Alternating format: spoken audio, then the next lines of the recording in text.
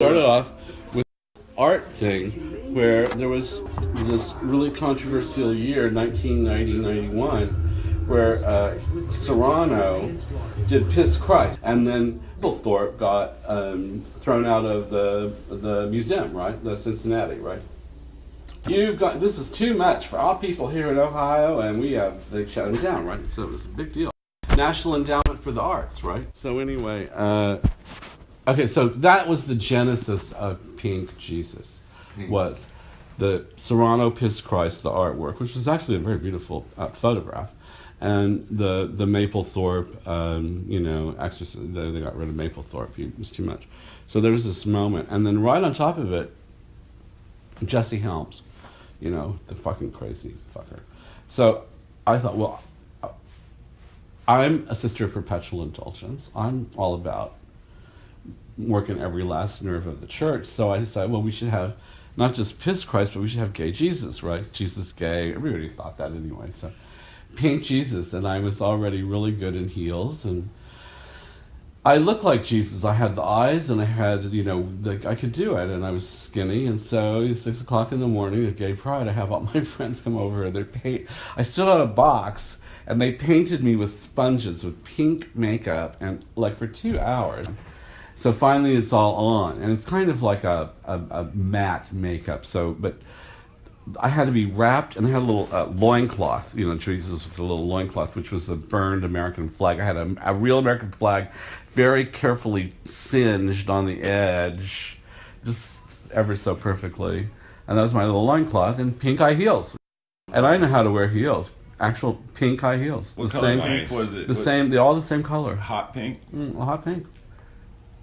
And long, scraggly hair, and a crown of thorns, pink, that I made out of little garbage ties. It looked really good. A big pink cross, big banner that went behind it that said, "Not sponsored by Jesse Helms," which was the real put down of the Miller Beer Jesse Helms connection, which was complicating things for Gay Pride, who had taken money from Miller. Then all of a sudden Jesse Helms, and not sponsored by Jesse Helms, anyway.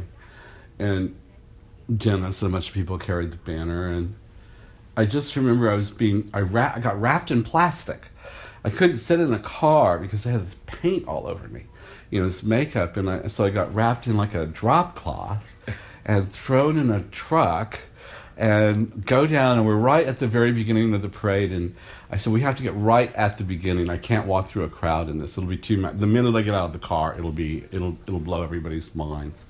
And so we got right to the very front of the parade, through all the little police lines. They were right there, and then pop, I jumped out of the car, and here I am, Pink Jesus, in front of 100,000 people, and they're all going, and then all the parade, all the organizers, all the quote unquote the monitors, ran immediately to every news camera and covered up the lenses. They were like, "No, you can't. Don't show this. You can't show this. Right? Really? Stop this! Oh my God, Pink Jesus! It was so great." Meanwhile, it's happening. Walls of photographers. I've never had so many photographers. It was unbelievable. And then behind them are the hundreds of thousands of people on Market Street there in San Francisco, right? So I start walking down the streets, Gay Pride. I'm right in front of the parade. And all you could hear from a block away, they'd see me, about a block away. They'd say, "Oh, what is that?" They'd see the big banner. It was all sort of day glow. Oh, and then it was, "Oh my God, it's Pink Jesus." And that's what you could hear for all this gas going, and then as I would walk by, they'd scream. People would scream. They just couldn't handle it. It was so great. They were screaming. At first they were shocked. Oh my God, this is shocking. And then as it went by, then they screamed. They screamed and laughed. That moment there. So anyway, Pink Jesus. And then I got to the end of the parade, and a friend of mine lived right there in an apartment, Arturo, and he took me up in Fox Plaza's apartment, so I was able to immediately just all of a sudden vanish out of 100,000 people, I was like through a door and in an apartment up above it, and I washed it all off, and then took a shower because it's 3-4 hours of that makeup drive you crazy. So anyway, I washed it off, and then I put on really respectable clothes. You know, I was Gilbert the artist. You know, the nice guy. I had a little flash. You know, gay pride, but you know, tennis shoes, not high heels. So then I go back to where all these political people were hanging. I was mortified. Every fucking elected official and gay muckety muck was absolutely mortified. How could you do this to us? This is you have gone too far. I mean, I heard that over and over. So then I went right back into them, looking like, oh, hi, I'm back. It's just like, that's over, moved on. And, that infuriated them even more, that I was playing both sides.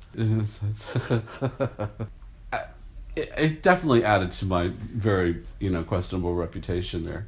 So about 2 weeks later, the coda is about a couple of weeks later. It was like all in papers and everything. And it was locally famous, as I said, a little bit. I think I was on Dan Rather or something. It was shocking. A couple of weeks later, my sister calls and she said, "Oh, I saw your picture." I said, "Oh, really? What are you talking about?" She said, "Oh, yeah, I was with Mom and we saw it in the Inquirer at the grocery store." And I could just imagine my poor mother.